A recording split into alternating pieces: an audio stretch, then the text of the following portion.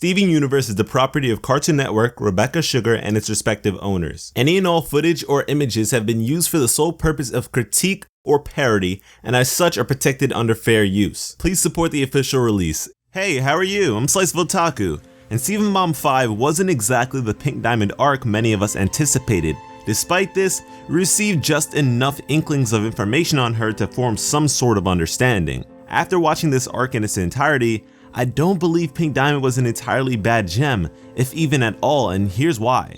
Firstly, we finally get to meet some of the Alpha and Beta Kindergarten's former residents, the so-called normal Amethysts. The only normal thing about Amethyst, the only standard shared amongst all of them, is personality. Gems are made for their specific diamond, so even their mannerisms and behavior would need to be fitting of their diamond as well. Like how all gems we've seen so far who have been made for Blue Diamond have some sort of serious or proper demeanor to them, the behavior of the subject is reflective of the leader. For Pink Diamond to have essentially free-spirited gems created for her like Amethyst and Rose, it would make sense for her to have been a free-spirited gem as well.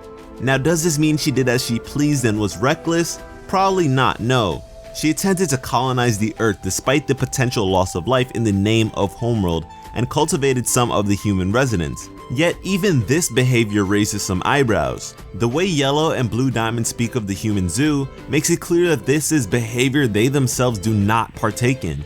It almost comes off as Pink Diamond's weird interest, which totally sounds sick and mental at first, but becomes a pleasant surprise somehow.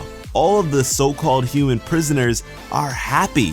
They're at peace and enjoy their existence 100% of the time, and that's because they're so ignorant. It's said that ignorance is bliss, and maybe this is an example of that. Luckily, it's not the toxic type of ignorance, but instead a genuine lack of knowledge. Pink Diamond may very well have seen this as sparing and even saving a portion of the Earth's organic matter, allowing them to live on in eternal happiness. It's to such an extent that they don't comprehend the concept of pain, whether it be emotional or physical. This is some Tsukiyomi shit. I believe even the little voice that guides them is Pink Diamond's. She took the time out to design a routine to keep them constantly happy. Sure, their ancestors may have come as prisoners, but their offsprings would now remain as residents. The Pyramid Temple's mural depicts several hands extended to a diamond. I now believe these to be the hands of the humans at the time. The extension of their hands would now mean something entirely different from the extension done by their captive descendants. Another thing that should have raised a brow or two was Yellow Diamond's song, "What's the Use of Feeling Blue?" which to me can be interpreted in two ways. What's the use of feeling blue in the sense of sadness, and what's the use of feeling, blue?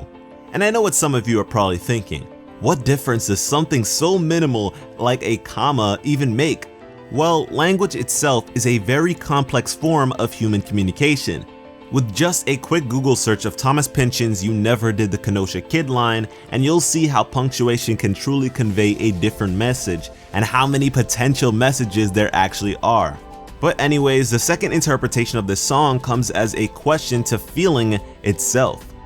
Why should mighty diamonds with the purpose of conquest even feel at all? If anything, based on their ideology, it can be considered a flaw, a weakness that renders them vulnerable. So what is the use of feeling?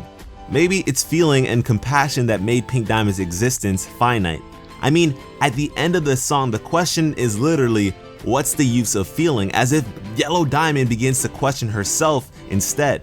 Another thing I'd like to note is that thus far, it seems like all gems with the same gemstone have some sort of similarity in their personalities, some more or less extreme than others. For instance, rubies are generally hot-headed, short-tempered, and lack intelligence.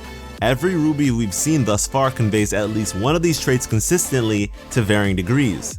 Pearls are generally servants, proper, and salty. Yellow, blue, and our pearl each convey at least one of these traits to varying degrees. Do you understand? So all of these bubbled rose quartz gems may be similar to Steven's mother. So once again, why are the members of her court so free-spirited, and why are the powers of a rose quartz so deeply intertwined with organic matter? I refuse to believe that this is just some coincidence, but I suppose we'll just have to wait for more information. But in the meantime, let me know what you think. What was Pink Diamond like? Free-spirited, kind, compassionate, or maybe even something else. And be sure to share this video with anyone who feels. Thanks for watching and have an awesome day. Hey guys, the video you're currently watching is a scheduled upload. I recorded this on the 10th of January, and I mean, it's a bummer that I'm not able to record this at any other time, but if you want more information on that, then watch my previous video on Steven's training. At the end of that video, I explain everything, where I've been, that kind of stuff. And my birthday is actually in 3 days, on January 13th, Friday the 13th, and I guess I'm just super unlucky because I have to work during that day, but hey, it's whatever. And if you guys want to keep up with what I'm doing when I'm not uploading, follow me on Twitter at SliceOfOtaku. I'm pretty much going to be living off your comments for a bit, so please give me some heat. I'll see you guys when I'm back with a vengeance. Thank you for your patience, and I love you.